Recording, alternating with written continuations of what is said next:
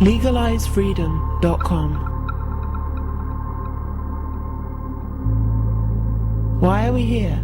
Where do we come from? Where are we going? From the nature of reality to the future of humanity. Beyond politics, poverty, and war. LegalizeFreedom.com.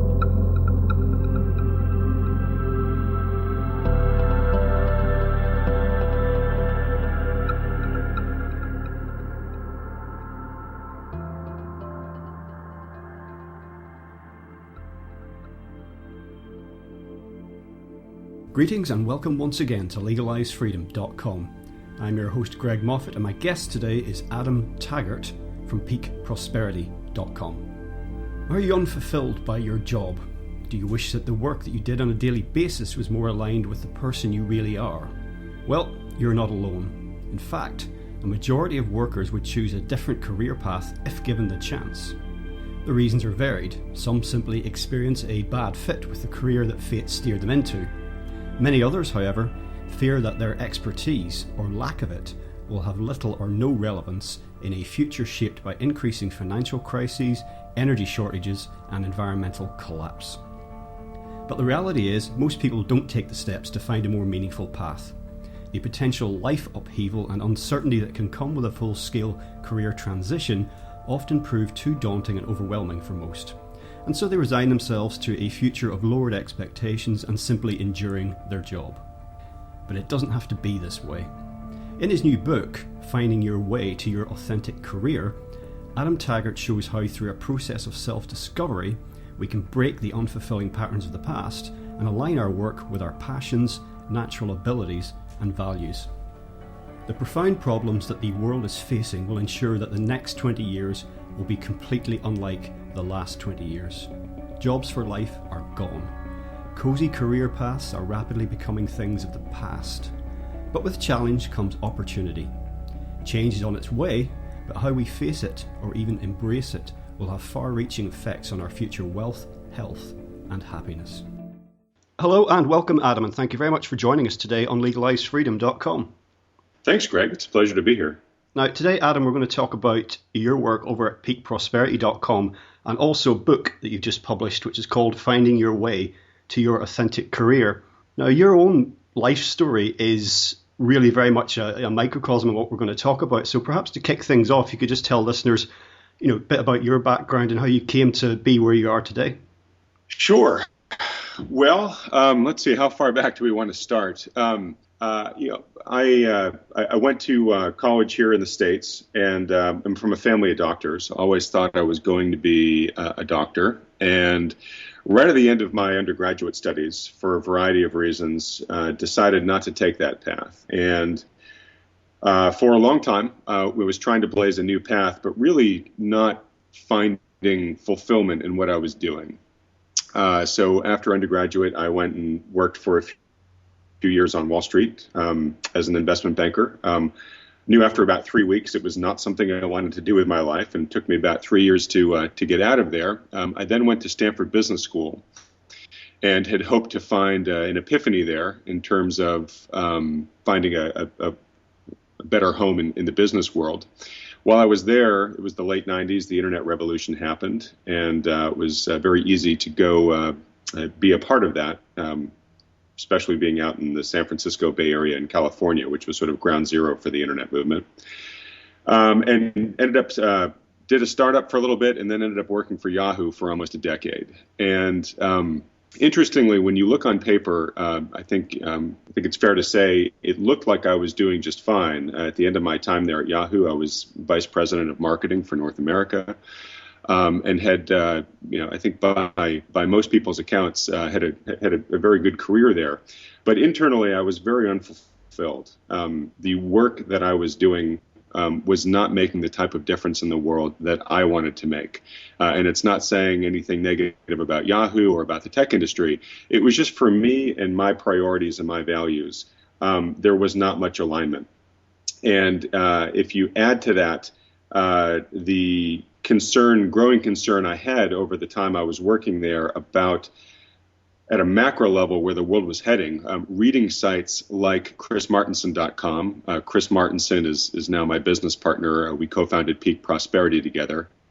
And other similar sites on the internet. I really began feeling that what I was doing during the day for a profession really didn't have much relevance at all to the type of future that I saw coming. And for those that have spent any time on peakprosperity.com or related sites, those are concerns about our global economic situation, basically based on an over-indebted global economy. You add resource depletion into the mix there, and doing marketing for an internet company all of a sudden seems a lot less important to the future.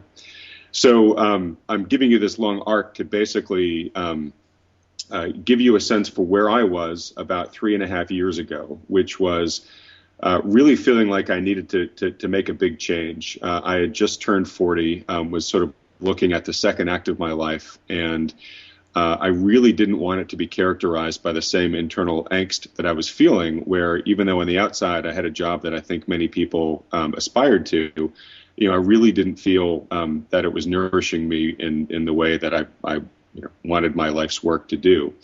So I set out on a process to transition to a new career, and not just a new job, but really, hopefully, the career that was going to be a much better fit with my interests, my beliefs, my values, my talents, and that I would be spending, really the next second half of my working career doing.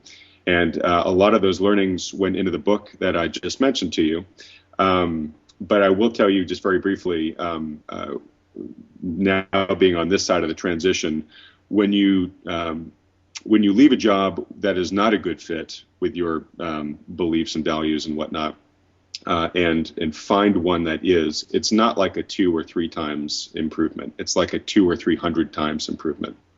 Your story is going to resonate, I suspect, with a lot of people because, I can bear it out in the experience of my own life. A lot of people that I know, friends and colleagues, would gladly walk away from the work that they're doing. They may derive some satisfaction from doing it, but it's not the type of really proactive choice that you've described coming to.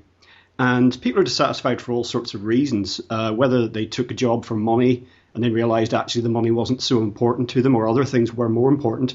Perhaps it turned out that the job is not what they thought it was going to be after all. Maybe there was family pressure, just to bring some money in. Or perhaps, like some people I know, they gave it no thought whatsoever and they just drifted into work because, hey, I need a job.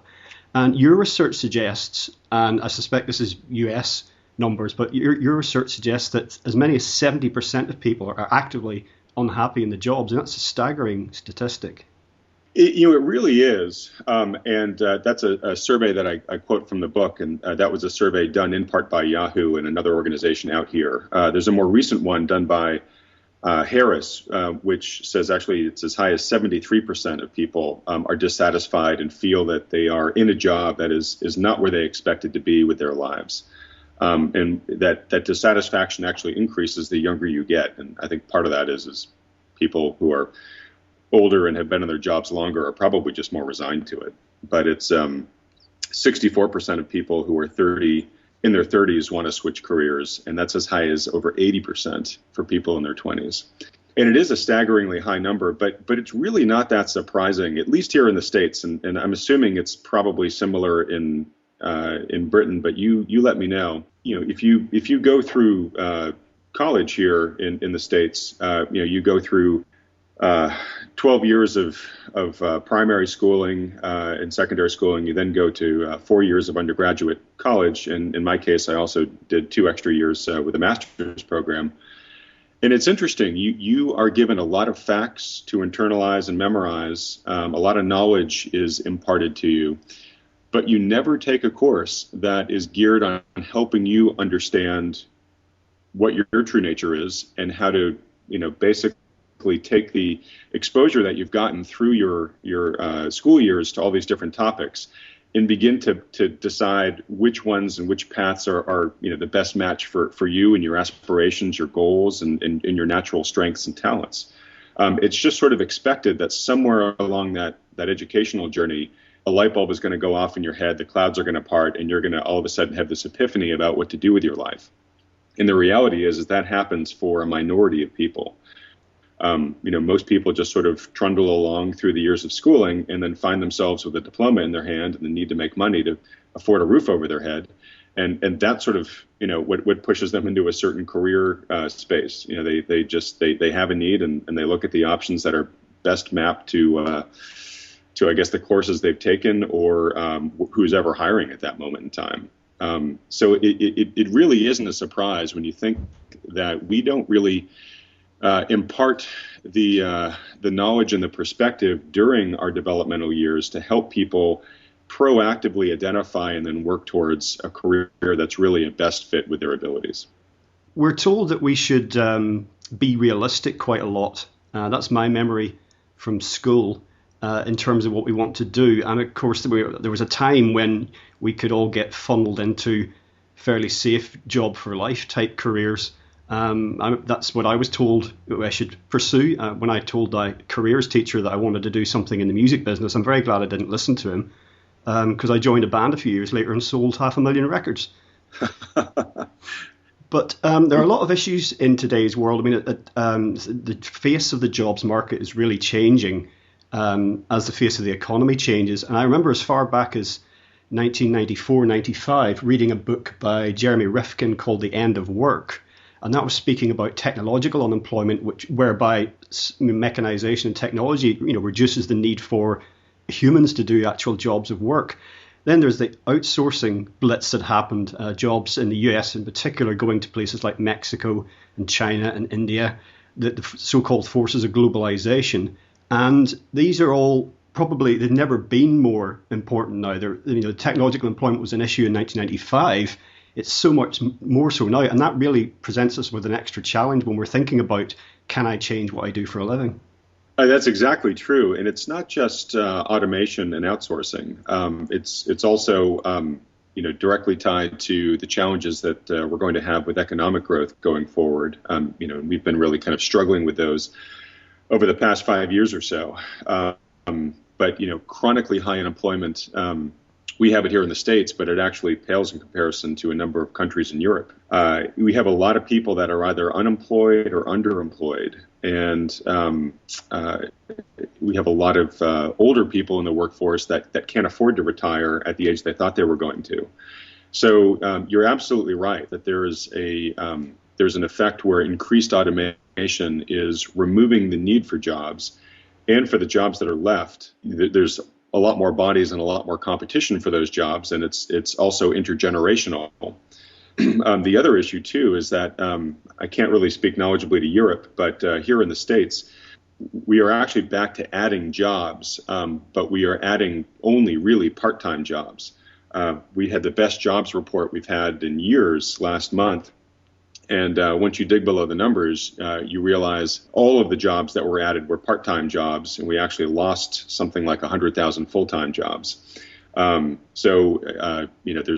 less jobs available given the poor economy. An increasing amount of those jobs are going away due to automation or due to outsourcing, which you mentioned. Without going off on too much of a tangent there, we have all the countries amongst the world right now that are basically engaged in a race to debase their currencies. So we do have a global currency war going on right now. And the more that countries lower the value of their currency, the cheaper their labor becomes to an outsourcing nation. So we've got that going on too. And then for the jobs that people are left to compete for, they're really not high quality jobs. They're largely part-time jobs, and those come without benefits. So it's really tough. And not to paint too bleak a picture, but what is increasingly happening across job sectors and across levels within jobs, and by levels I mean sort of entry-level jobs or more senior jobs, is you have this obsolescence factor where, especially aided by technology, you have a growing percentage of jobs where once you reach a certain age, it's a lot cheaper for the company to hire a fresh-faced person in their 20s to come and replace somebody who's in their 40s or 50s. And it's beginning to become a real problem. Even particularly out here in San Francisco, in the Bay Area where I live, we think of this as a real strong jobs area, and I think it is probably relative to other areas of the country. But there is a definite obsolescence in technology where, once you've hit your 40s, not only are younger workers cheaper, more expensive, willing to work more hours with less complaining, but they're also more familiar with the newest technologies. And so that makes them very attractive to employers who are looking to, continue to manage their bottom line. So there really is sort of a perfect storm of these various different forces out there that's unfortunately not making the employment landscape look all that pretty in the future. Now, you mentioned statistics with regards to, the government basically and how believable they are. I mean, we have a huge problem with that. I observe that you have in the US, but in Europe, spectacularly so. I mean, whether it's inflation or whether it is joblessness, you look behind. You don't have to drill very deeply into the government figures to realize how understated things are. And you're probably familiar. I don't know if there is a UK equivalent or a European equivalent of John Williams and shadow stats, but I often refer people to his work to see how far out of kilter government numbers can be and just how divergent from reality. That's exactly true. And I hate to sound like one of those, jaded, over here we call them sort of tinfoil hat conspiracy theorists. But in general, I've spent the past several years working in a primary way with a lot of the data that's coming out about the financial industry. If you are looking at the government statistics, chances are you are definitely looking at numbers that are quite far from what reality is. For example, in the U.S., when we talk about the unemployment rate, you mentioned John Williams's work, which he does on unemployment and also on equations like GDP growth or inflation. If you look at the unemployment rate, one of the things that very few people realize is that the unemployment rate can actually go down even with more people being out of work. And one of the main reasons for that is once you have been unemployed for long enough, the government basically considers you as no longer looking for work. And so they take you out of the employable workforce. So obviously, a huge dynamic that we're having here in this country is that people have been looking for work for years, unable to find it.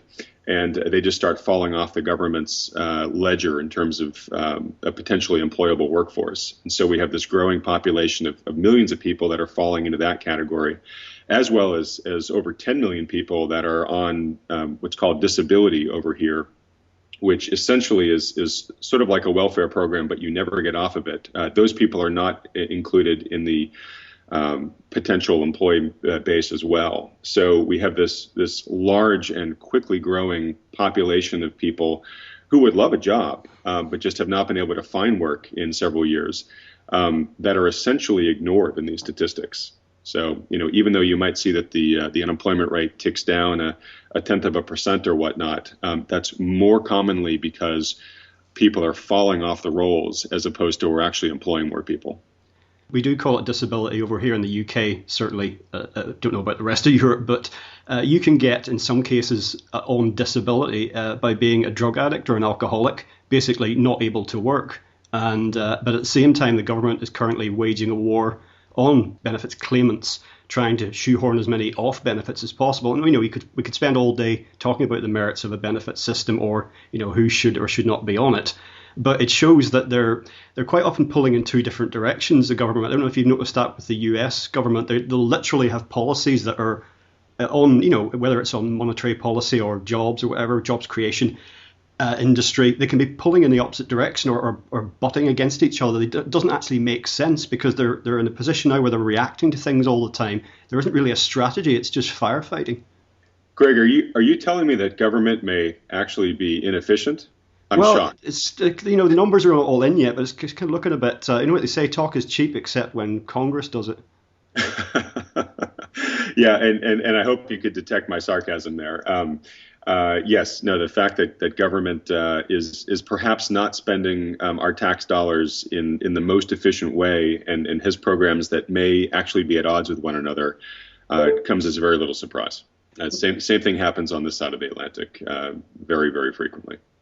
Without getting too apocalyptic about this, but trying to be realistic in terms of where some of these trends, with joblessness and the forces of globalization. I mean, look at what's happened to Detroit. I'm sure you're familiar with that. And you only have to put Detroit into Google Images, and most of it looks like Hiroshima after the bomb dropped. In US terms, is Detroit about as bad as it's got currently? I think so. I'm hard pressed to think of places that have really gotten as economically decimated as Inner Detroit has. I mean, it's not the only place you'll find that type of poverty and blight here in the States, but I would say it really is a poster child for failed policy, both at the national and local level, and failed civil programs as well. But it's largely due to what happens when you have unsustainable policies, whether they be unsustainable business models, which we knew for decades the way the auto companies were being run, was not going to be able to be sustained. You add that to an area that already had a fair amount of poverty and not too many effective civil programs to help bring people out of that. You add a prolonged economic recession into the mix. And really, that's what you get. And unfortunately, most Americans, I think, really try to turn a blind eye to what's going on in Detroit. But I think that a similar fate potentially does await a lot of America's urban territory. Again, if we just continue along the same path that we're on. I guess the simplest way to say it is those things that are unsustainable will not continue forever. And when resources, be they economic or otherwise, begin to become scarce, you begin to see a devolution like that you see there in Detroit. Now, in terms of with the financial crash that happened in 07, 08, everyone knows, of course, there were huge bank bailouts, but also written into that, wasn't there provision to give bailouts to manufacturing companies? I know a lot of the auto firms benefited from that. So there are a lot of companies, whether it's benefiting from something like that or whether they only continue business because they get government grants, quote unquote, which is basically a bribe to stay there. A lot of these businesses are not viable. So there's lots of businesses in America and in Europe, Japan, all over the world, that are not actually viable were it not for government intervention. And of course, then we ask the question where the government are getting their money from, and you start going down the rabbit hole. Yes, well, I mean, that's exactly true. And I think that's one of the biggest problems the global economy has right now is that most of our largest corporations are, they are dependent upon government subsidy of some sort to continue operating, at least at the level of profitability they're at. And I say profitability in air quotes there. And I think the major banks, at least the major U.S. banks, are a great example of that. Although I think that also does extend to many of the world's large banks, and particularly many in Europe. Yeah, during the crisis back in 2008, 2009, you had a lot of direct rescue packages being given to the financial institutions and a bunch of others as well, some of the car companies. And frankly, it seemed like almost anybody that came with their hand out to the government. But we had these programs, a lot of acronyms like TARP and TALF and whatnot, which were visible bailouts to these organizations. What has happened since then through the process of quantitative easing here in the States, and I know that it's being done in other countries as well, that's really a much less visible, but still it's the same thing in principle where money is being transferred to these banks to help them recapitalize. So, for example, banks here in the U.S. are able to borrow money from the Federal Reserve for essentially nothing.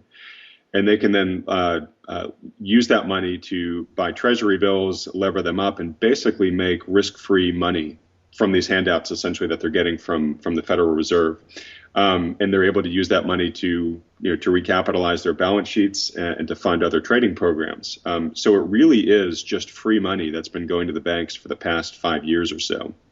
And most Americans really don't understand that. So, their ire was understandable. You ended up with movements like Occupy Wall Street here in America, where people were sick and tired of the handouts, the subsidies they saw the banks getting, all the while, by the way, when the banks were continuing to pay themselves record profits, which I think, understandably really enraged people. a lot of that anger has died down, but I think it's because people don't realize the same sort of subsidization is going on. It's just much less visible, but it indeed is going on. And I think that's one of the huge indicators about how weak the global economy is, that we have to resort to these kind of smoke and mirror ways to take money from the pockets of the taxpayers to our large corporations to keep the current economic machine working. And again, that's just not sustainable. And what is not sustainable will, by definition, end at some point. Now, we're talking so much about economics and finance because it directly affects everything else, including our prospects for making a living and having a decent life. When you look at the global financial situation as a whole, banks and governments, you look at the financial position and you very quickly realize that the vast majority of these institutions are bust. All governments are bust, basically the mountains and mountains of debt that mathematically cannot be repaid. And I've asked most of the people I've interviewed in the last year, where relevant, how they think this is going to unwind. Because as you say, that which is unsustainable will not be sustained. But can this be unwound in a way that doesn't cause massive hardship and suffering? It's a hard question to answer, obviously, with exactitude. Nobody has a crystal ball. And I will admit to being surprised at how long the status quo has been able to be held together, especially after the shocks of 2008. That said, I do think we are probably trading off a little bit of stability now for a larger correction in the future. I personally don't think it's going to be a catalytic, catastrophic devolution. Sort of we all of a sudden, there's some apocalyptic moment and we all sort of fall into some sort of Lord of the Flies dystopia. I personally don't think that's the way it's going to go. My business partner and I, Chris Martinson, we tend to think it's going to be more like a bowling ball going down the stairs. And by that we mean we're at a certain baseline. We continue on that baseline until there's some shock to the system. That creates some instability. This might be, a liquidity crisis. It might be a problem with the banks. It might be an oil spike, something like that. That will create some ripple effects. There will be some sort of focused period of change and probably, unwanted and somewhat painful change. And then we'll level out at a new lower standard of living, and we'll exist there for a while, and then there'll be another shock. And we'll just sort of slowly be kind of progressing downwards over some extended time to lower and lower standards of living as we find economic growth harder and harder to come by. And coincident with that, we also see key resources become more expensive, harder to obtain, et cetera. To the spirit of your question, I think we have passed and probably long past the period by which, by changing our behavior, we could avoid the pain, of some of these corrections that I'm forecasting. I think even if we were to change our behavior today, it's as my business partner Chris likes to say, we're not so much facing a problem anymore. Problems have solutions. We're facing a predicament where predicaments have outcomes. They're going to happen. If you jump off a cliff above the water, you're going to get wet. No amount of flapping your arms in the air is going to get you back to your original dry position. So you just need to determine, am I going to land gracefully or am I going to belly flop? So I think a lot of these things, the lower growth, the progressive resource scarcity, is simply going to happen based all upon our past behavior, and it's really up to us to say, how do we want to manage our date with those destinies? And the sad part here is that a lot of these issues are national or really they're global, and we're just not having important enough or visible enough dialogues on many of these issues at the national or global level yet. And so if we're not even admitting the problems to ourselves yet, we obviously aren't taking any sort of intelligent, coordinated action to deal with them. So I do think we are going to be experiencing, increasing frustration, discomfort, et cetera, as a global society as these forces begin to arrive at full strength. And I think once they do, I think we will begin to mobilize around them and figure out how we begin to live into this future. It's just I'm saddened to say I think it's going to happen to us rather than us gracefully enter this new future. Now, some people might think that this would be a curious background to start thinking about changing career. If you're lucky enough to have a job, some would say you should just hang on to it. But really, all the trends that we're discussing are ongoing against the background you've just described. It's not going to get more comfortable. So if you're in a job really that's not fulfilling you, then no time like the present really to think about changing it. Waiting another year isn't really going to improve the landscape. That is exactly true. And, I think for most people around this, this type of future that we're talking about, a couple important questions to ask yourself, which is, how safe is my industry in this type of future? Is it one that's going to become more or less essential? And then, how safe is my company and how safe is my job? So even if you decide you want to hold on to that job, and to be clear here at the outset, I'm not recommending people just quit their jobs and drop everything and go in search of the perfect one. There's a lot that can be done in parallel with, earning your current income. But they may decide that they want to hold on to their job for a few more years and play it conservative, but through no choice of their own, their job may go away for some of these reasons that we're talking about. So I think just like you buy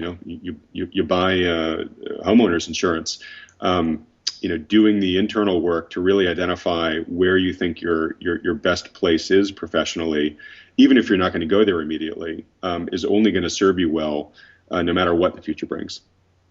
Yeah, and this really, just to remind listeners again, your book, which is Finding Your Way to Your Authentic Career, is really where that starts out with what you just described as inner work. And it's really about knowing yourself and being honest with yourself about what is important and listening to that inner voice. And I think a lot of people didn't do that, and maybe not because we're not encouraged to do that, really. We're not encouraged to be introspective with regard to these things. And that's how a lot of us do end up in jobs that are not fulfilling us. Exactly. We're not encouraged and we're not trained. And to be honest, this is a very existential question. It's a big question. It's a hard one to answer on your own. What should I do with my life? Right. And so, we are. It's funny. I worked with a lot of it is a very difficult question to answer. And I had tried addressing it at several stages in my life. And what was an important admission to make to myself when I made this last and largest career transition was I had to admit to myself that I was not solving this big existential problem on my own. That I had taken a crack at it for a number of times over the course of decades, and I still hadn't really gotten to territory that felt right to me. And so, what I did then is I basically brought in the professionals.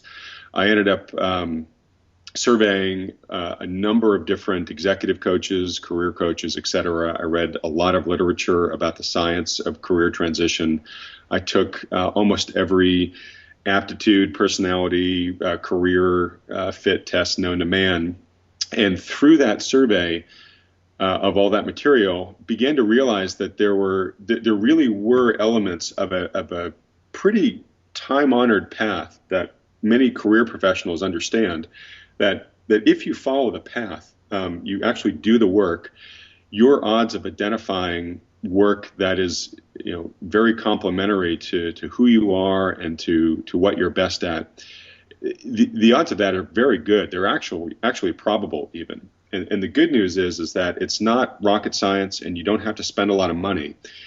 You really just need to have the discipline to persevere through the exercises, through the uncertainty, and make your way through all the steps. But the good news is if you do, the odds are very, very good that you will have a very good sense of where you should be applying yourself. And then it really becomes a question of, okay, if that's where I need to be and I'm not there right now, how do I create a transition plan to get from here to there? But as you said earlier, the key here, the essential first step is really identifying, that territory, and that all comes from a better self-understanding. I met someone a few years ago, and she was a lawyer, had been doing that for about 10 years, was in a really good job, depending how you define good, of course. And she was earning at that around about, was best part of £100,000, which I don't know what the exchange rate is, but maybe $160,000, $170,000, and complained a great deal about the work. And I was thinking, my God, if I could earn that sort of money, I think all the good I could do with it. However, I wouldn't want to be a lawyer. And I've talked to her about just changing jobs. And she's basically said she couldn't afford to. Finding out a little bit about her personal circumstances, I then realised that they had, such a big house, 2 expensive cars, a boat, kids that were in, private schools, all the rest of it. And quite often bigger wages usually mean bigger expenses. However, there's always a way to cut back, because what she was about was not wanting to give up that lifestyle, but was she then going to work for another 25, 30 years to have all that stuff?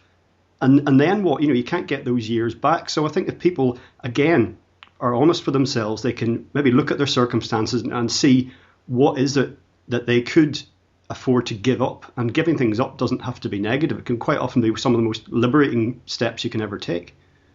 Exactly. And that's maybe a topic we can flag for a little bit later in this podcast, but that's a huge part of what we're about at Peak Prosperity, which is even though we spend a lot of time talking about these very concerning macro trends that are developing, we think there is a way to step into that future with a lot of optimism, a lot of positivity, and it does require behavior change. And it does require, to a certain extent, learning to live without some of the things that we've, become accustomed to and I think value quite highly, but at a superficial level in today's society.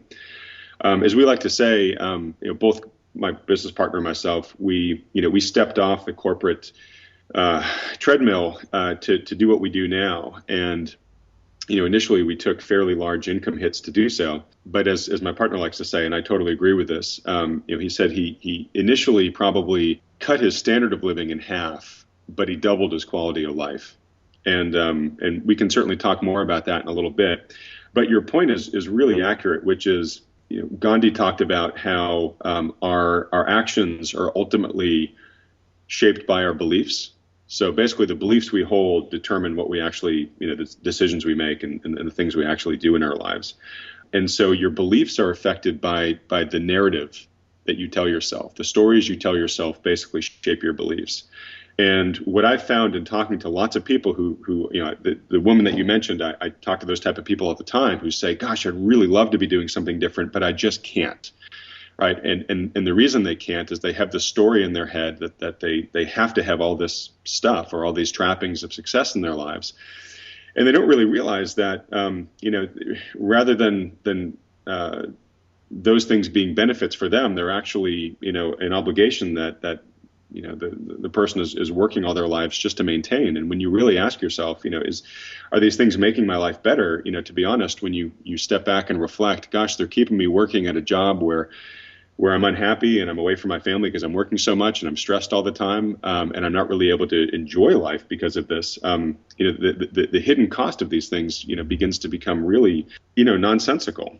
So a big part of this process is really, understanding the narratives that you tell yourself. Just, a large part of the self-introspection process starts with just sort of understanding who you are and how you got to where you were in life. And there's no judgment placed on that. It's really just sort of a record of what are the actions I've taken and what were the beliefs behind those actions that have led me to where I am. And in the book that we're talking about, there's discrete exercises that you can take to help you do this.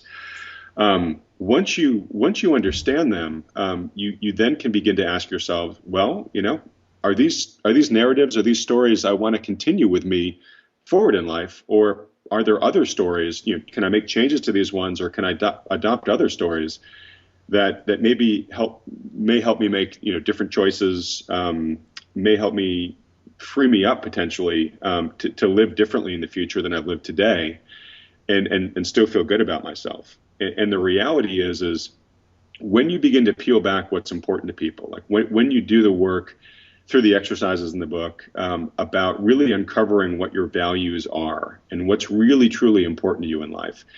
It's funny how money and the material things begin to just shed away. It really tends to come down to, the types of differences you can make. Relationships become very important, but very rarely is it about material things. It's usually about, experiences. It's about, doing work that you enjoy, and it's about the differences that you can make in the lives of those who are either close to you or society in general.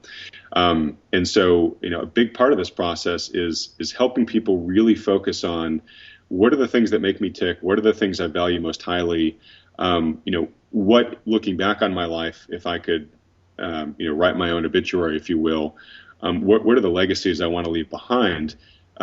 You begin to realize once you begin to do that visioning work, usually very little of that is having a boat or sending my children to an expensive private school, or living in a house of a certain size. And once people, begin to get clarity on what their true priorities are, they begin to feel more comfortable doing something that might be a little bit different than what their neighbors are doing or what their social circle are doing, because they have a clearer sense as to why they're doing it. It begins to give people both the clarity and the confidence to make changes, especially changes that differ from what society's expectations are of them. And one thing that I learned that was really important for me personally, but I think I've seen it have the same effect on a number of other people. I talked to a psychiatrist during this process who, about career transition, and they mentioned that as part of the healthy maturation process of a human adult is at some point in your life, you reach a stage where you make the shift from having lived your life based upon others' expectations of you and make a conscious choice to start living your life based upon your expectations of yourself. So if you think about it, most of your first couple decades in life are spent, living according to others' expectations, your parents, your friends, what other people were doing when you got out of college, what society, the media are telling you to do. That's very influential in terms of the choices that you make in life, and particularly in terms of what job path you decide to go on. But at some point in life, you are supposed to begin to realize that, life isn't infinite. Your life will end. You only have a certain number of decades left of health, hopefully. And, how do you want to use them? Because this isn't a dress rehearsal, right? You're just going to go around once. And so you're supposed to get oriented around, okay, well, what are the things I really want, and begin to shape your life around that. And this is somewhat of the genesis of the midlife crisis, that we hear about. But the healthy way to go through that is to, again, take the understanding of yourself you've gained in your first couple of decades and use that to say, okay, well, what's truly important to me, and that's what I'm going to prioritize for the next half of my life. Well, in terms of materialism, life really is like a game of Monopoly, and as they say, it all goes back in the box at the end. That's a great saying. You don't get to take it with you. But in terms of other people's expectations, and some people will, one of the first things that they'll come up against if they think about a career change, particularly if it means, doing something like you did, taking a cut in wages, the first thing they might come up against is family objections, or there might be a lack of support there at home, or maybe the kids think they're going to have to, maybe have one holiday a year instead of 3 or whatever it happens to be. So people can develop strategies for working around that. They certainly can. And as I mentioned earlier, to make a career transition, you don't have to, cut the cord with everything tomorrow and start from scratch. And you also don't have to, it shouldn't be a life sentence to a life of penury for you or those that you depend on.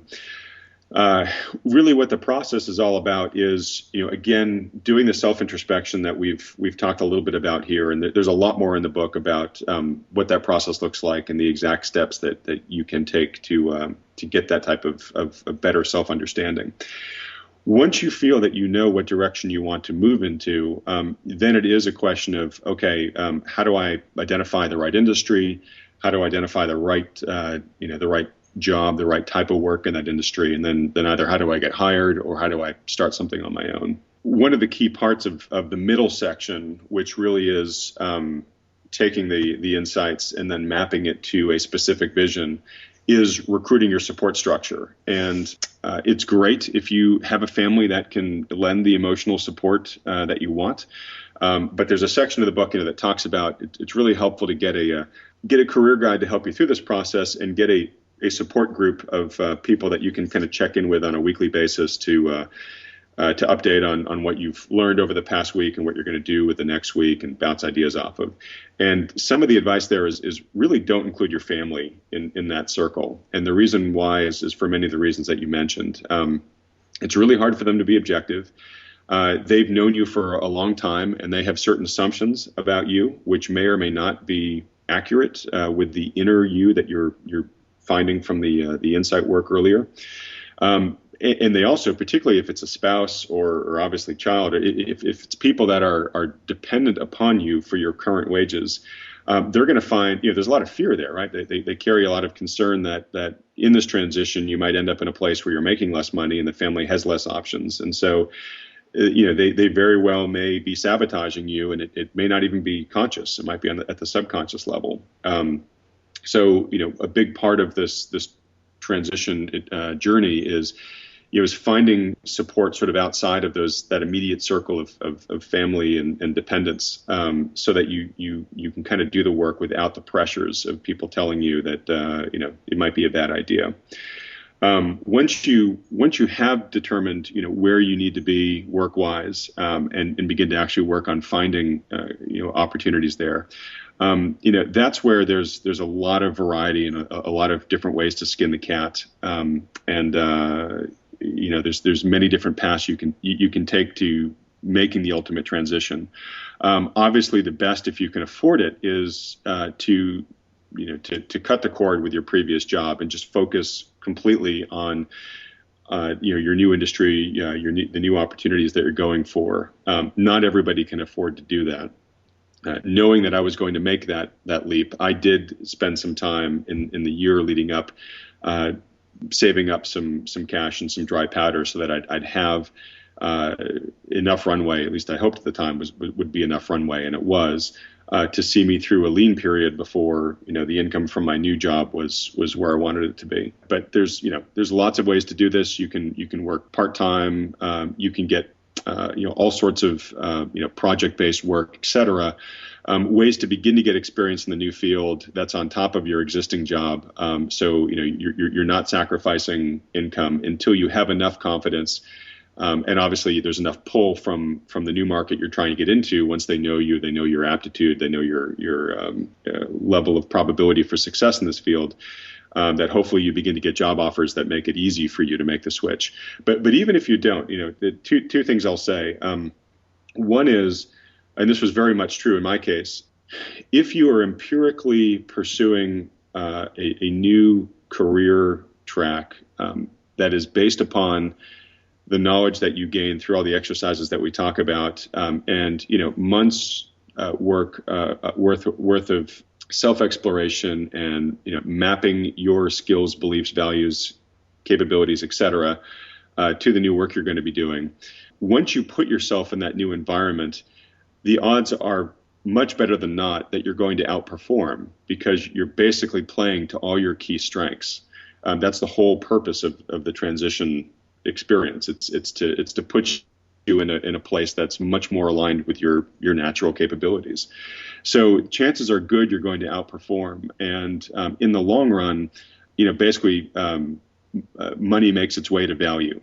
So if you are creating value better on a relative basis to other people that are in your new field because it's where you're supposed to be, that value is going to be identified, and you're going to either be able to command a salary that's worthy of your abilities, or you may progress more quickly, faster than other people up to higher salaries, or if you're creating your own business, customers are going to find you, and you should be eventually outperforming everybody else that's in that space that is not there for the same reasons that you are. So an important part of the process is really sort of having that confidence that, look, when I put myself in the right position, value, money is going to find me if I'm creating value. Secondly is, as I mentioned earlier, through the self-introspection process, you really do begin to realize it's not the money at the end of the day that's a primary driver for you, or most people will find that. It was hard for me to grapple with this beforehand, but now having done it, I can say, I can give a personal testimony. It's definitely this way. If you need to take a sacrifice in terms of your income, but you are taking a dramatic leap forward in terms of getting fulfillment out of, waking up in the morning and believing in what you do and being, excited about the difference you're going to make in the world that day. That is a trade-off that is very easy to make once you put yourself in this position. And I want to caution here and say, I'm not trying to sell people that, look, if you all of a sudden take an 80% pay cut and you can't put food on the table, but you like what you do, go do that. You need to be realistic about, your base needs as what you need to do for your lifestyle and meeting that for yourself and your dependents. But provided you're able to meet those base needs, the benefit of being in a great fit job in terms of the life value that you get out of it can far exceed the difference between, making an extra 20, 30, 40,000 pounds. Now, for some people, particularly if they don't have dependents, making a more complete break in the short term may be an option. And there's something to be said for it depending on your circumstances, because the way not to stack shelves in Walmart is to not stack shelves in Walmart. And exactly. By that, I mean that literature going back 100 years on wealth creation and generation and how to life coaching stuff, how to be where you want to be, talks about the psychology of this and to the great extent that we create our own reality in a way. So if you're doing something that you really don't like doing, and worse still, it's menial and badly paid, if you then stop doing it, you won't be doing it anymore. And of course, the question is, people say, oh yeah, but what am I going to do for money? But then again, for some individuals, this will be possible. Necessity is the mother of invention. If you then need to find a way to do something else, that'll be a great incentive for you. So not for everybody, but pulling the plug. I mean, I've done it before. Pulling the plug on something sometimes can be the only way to get you to move forward. Well, exactly. And I think I alluded to this earlier. That's what the career coaches say. If you can at all afford to do it, it really is best to cut the cord. It removes the psychological baggage you had of getting up every morning and schlepping into a job that didn't meet your needs emotionally. It also you remove a negative. It also is quite freeing. If you've done the previous work in terms of really understanding who you are and what you're looking for, that work, I kind of call it that is crystallizing your compass points. That's what you're going to use to navigate through the uncertainty. So, if after doing that you are able to cut the cord with your old employer, there's sort of a bit of an enthusiasm of, all right, look, I've got this compass. I'm off on a journey to a better place. There's the optimism that comes along with that, and then there also is a little bit of the necessity, the sort of healthy. I hesitate to use the word fear, but the sense of like, all right, I've cut the cord. I'm up here on the tightrope now. I better start walking across the tightrope here to the other side. I can't just stay here forever.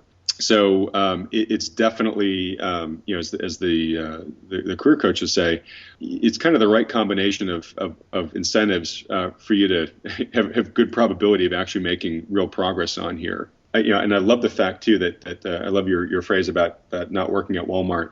It kind of goes to changing our narratives. If all we know is something we don't like, it's really hard to see the world through different eyes until we actually stop doing that, right? So if you don't like it and you don't want to do it, life is short. Just stop doing it and get on with your life. So the challenge with that is obviously not everybody can do it. And like I said, you need to be cognizant of what your sort of minimum needs are. But you'll be surprised about how ingenious and ingenuous you can become as soon as you've cut the safety net and don't have it anymore. And I'll tell a quick little story about that. I went to a very small school in a small little rural area in New England in the U.S. And my school had drew from a number of different towns, had about 100 people per class. And one of my best friends there, he had a good singing voice. He was in a lot of the theater productions there, and not the world's best student. And when he graduated from high school, he said, I'm going to go make it. I'm going to go down to Broadway to Manhattan and see if I can make a career there. And, most of us were thinking, well, all right, good luck. But, a lot of people that have done that it hasn't worked out well for. And to be honest, you haven't really applied yourself that much to your studies. You're not the best student. You don't have a ton to fall back on. And we're a small little town. It's one thing to be the star in the local production here, but this is Broadway. That's where people from all over the world go. Well, he went down there, and long story short, I just saw him this summer. He was the lead in the traveling show of Les Mis out here in San Francisco. I've seen him on Broadway as the lead in Miss Saigon. He was in Les Miserables there on Broadway for many years. So definitely, had a very successful career. And when I caught up with him this past summer, we were reflecting on his life arc, and I asked him, what did he attribute his success to? And he said two things. He said, one, very early on, I did identify what my passion was, and I just committed myself to pursuing it. And I was just happy to get work in that field, no matter what that work was. And the second part was the fact that he went to Manhattan without a safety net. And he said, look, I knew that if I had a safety net, I was going to use it. I wasn't going to be as hungry. I wasn't going to work as hard. And, it was cutting that cord with what he knew back home and the safer jobs that, he could have made an okay living at, but not have been living his passion, and just going and putting it all on the line. I don't want to say it happens that way for everybody, but, there's a saying here in the States. I don't really, I have a lot of moral issues with lotteries, but they have a great slogan out here. Say you can't win if you don't play. And I think the very same is true for life and our life's goals is, if we don't put ourselves out there and in the game, you can't win if you don't get in the game. So I think I might have deviated a little bit from your initial question, but yes, if you're stocking shelves at Walmart and that's not what you want to do for a living and you can afford to, stop doing it today. No, well, this kind of leads us on actually to the other side, the flip side of what a lot of people will, how can I put this, get distracted by, which is a fear of failure, and that's actually the fear of success. And that, I don't know if you've come across this in people, but the idea that if looking inside yourself and being honest with yourself, that you might find that you've got some kind of calling, that there's some kind of life purpose here that you can live up to. And sometimes people are afraid to step into the light, really, for what they feel perhaps that they could do, they could achieve, they could become, if they really, cut the bonds for themselves. I'll be honest and say I haven't encountered it nearly as much as I encounter fear of failure, or perhaps not even fear of failure, but fear of disinterestingness, if that's even a word. But where people, begin the self-exploration with the concern of, well, what if I learn a lot about myself and it's not all that special, right? What if my best work is a job that isn't, a really sexy job? It's not a job that people commonly aspire to. What if I'm a smaller person than I think I am? I think that fear comes up an awful lot. I suppose there certainly could be the fear of success that you mentioned, and certainly with that, I'm assuming in people's minds comes a certain obligation that maybe they're not ready yet to live up to. I will say I've encountered that less, but I guess at a high level, what I can say is I have not seen any instances in where more self-understanding was a bad thing. It's increasing perspective, and to use my compass analogy, if you have a better way to navigate and a better way to make decisions in life, that's only a positive. You don't have to take, you're in control of the actions that you take out of the insights that you glean from this process. So if you decide that you are really just best suited to be, an emergency room surgeon saving lives every day, but for other reasons and priorities, that's not the lifestyle you want to have. That's fine. It doesn't mean you have to do that or nothing. But what you can do is you can look at the elements of that job that make it a best fit for job for you, and see if you can find those in other areas that are a better fit with your other life's priorities. Psychology and how we approach things also comes into play here, because we still need to have the trash hauled out. Somebody needs to clean the streets, and if Walmart are to stay in business, somebody's got to put the goods on the shelves. And this is not to counsel perhaps sticking with something that you really don't like, but if you're going to do one of these tasks, you can do it consciously and bring your best to it and be proud in doing a good job.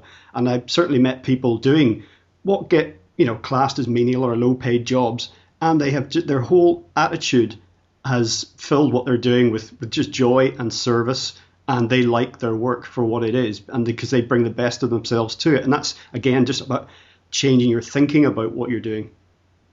Exactly. An alternate title for the book that I was considering was Living with Purpose.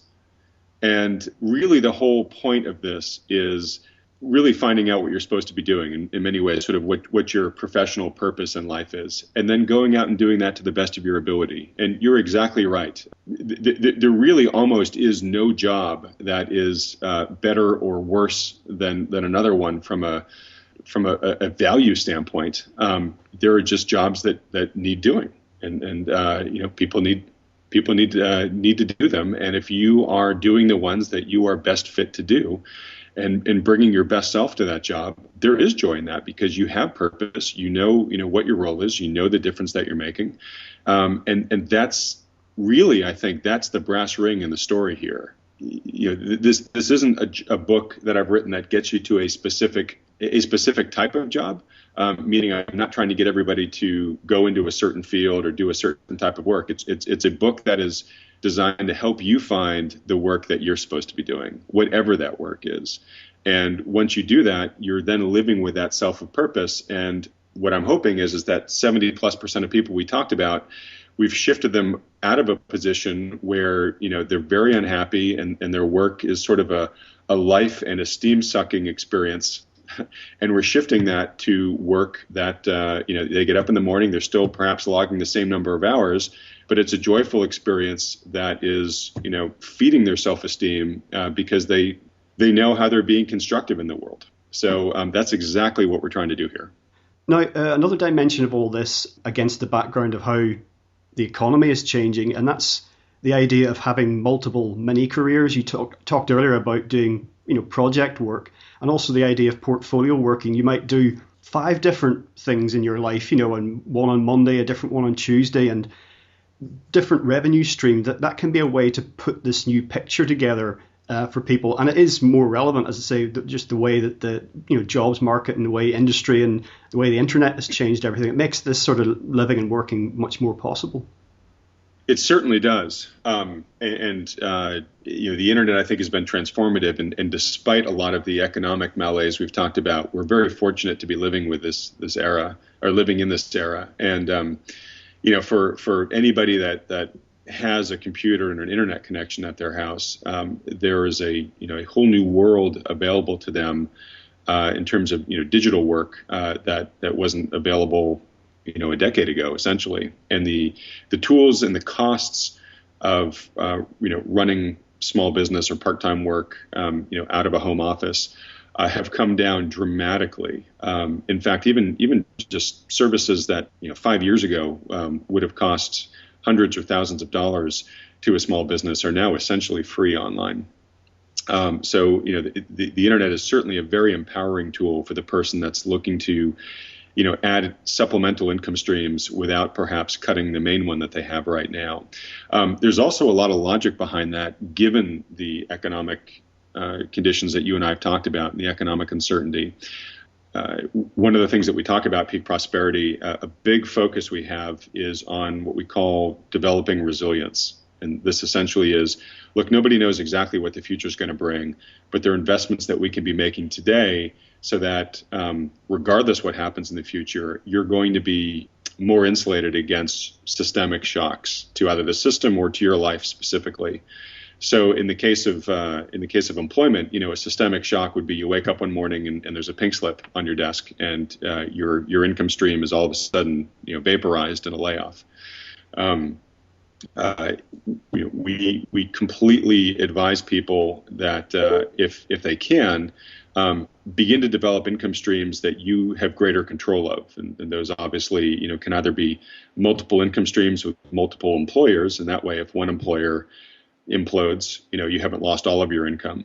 And then secondly, if you're able to start your own business or have a self-employed business like a consultancy or whatnot, that's actually income that you own, and you can focus on your clients and keeping them happy and not have to worry about some employer arbitrarily deciding to downsize overnight. So opening your mind to a job portfolio, if you will, of having multiple income streams through multiple types of jobs, I think is a really healthy outlook to take. And particularly if you don't want to give up that initial income stream, beginning to add one or several of these incremental income streams on the side, I think is a really smart step to undertake. And all of this, of course, is relevant to a couple of other areas of concern beyond people's jobs, and that's the issue of retirement and pensions. We see retirement ages being, government retirement ages being raised, the age when you can claim retirement benefits going up effectively, and enormous problems with pensions, whether that's pension providers and pension fund managers, getting tied up with all the mess in the banking system, or whether that's individuals' inability to provide a pension for themselves because they simply cannot afford to save for retirement. The ways of working that we've just been talking about, there's scope there for, maybe retirement goes away altogether. Who knows what life will be like when you and I are 70 or 80. Maybe we'll still be working, but that could be a good thing, particularly if you're doing fulfilling work. And if we can't have a huge pension pot so we can basically sit on the porch for 25 years, maybe that won't be such a bad thing. Well, I completely agree. And again, this all comes to just, beginning to shift the narratives in our head, right? And doing so in a reality-based way. So I agree with you completely.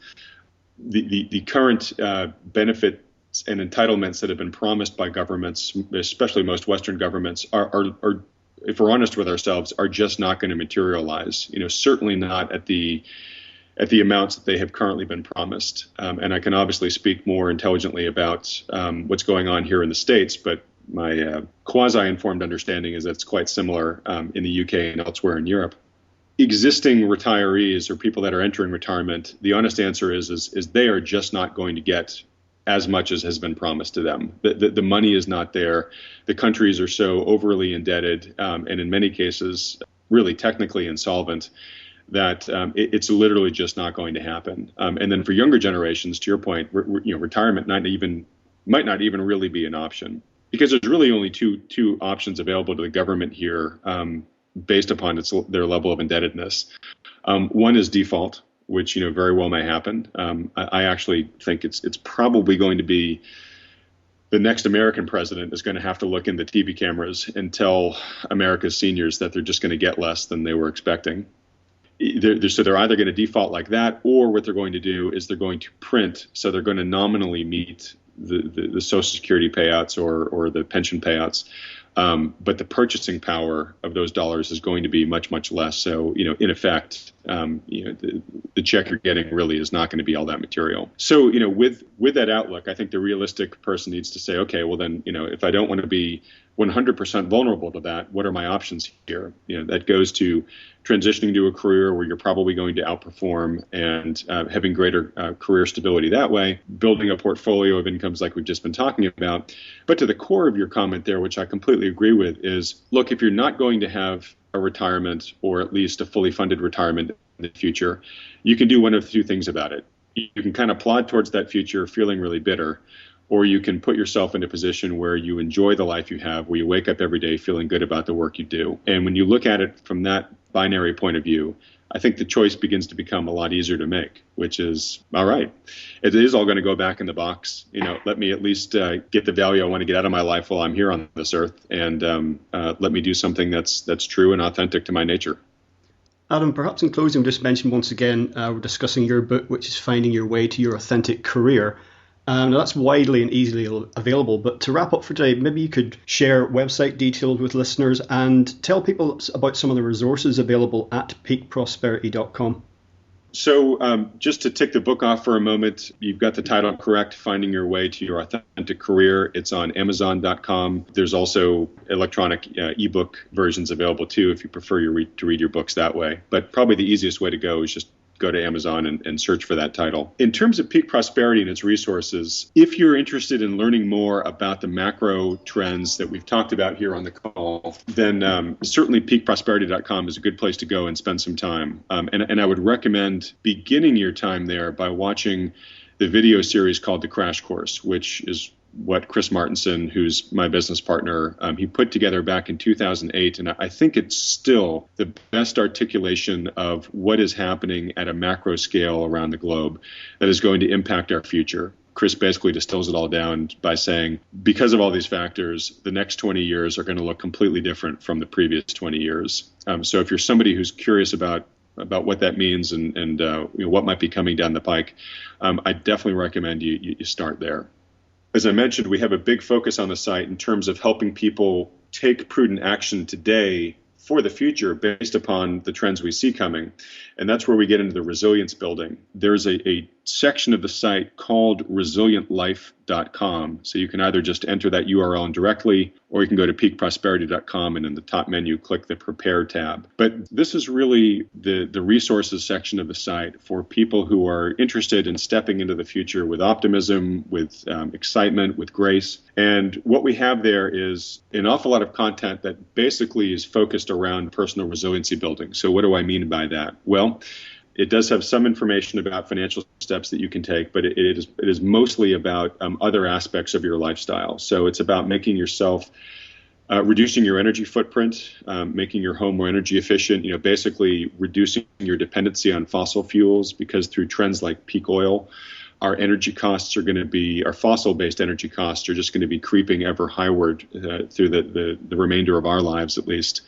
It's about strengthening community. It's about improving your health. It's about sourcing more of your calories locally, so that if through higher energy costs or other resource-related issues, food costs begin to go up, you have a steady supply of hopefully high nutrition local food that you've either sourced from your local community, perhaps even grown some of it yourself. There are lots of skills in there, everything from gardening to raising animals to building community. I think I mentioned that earlier.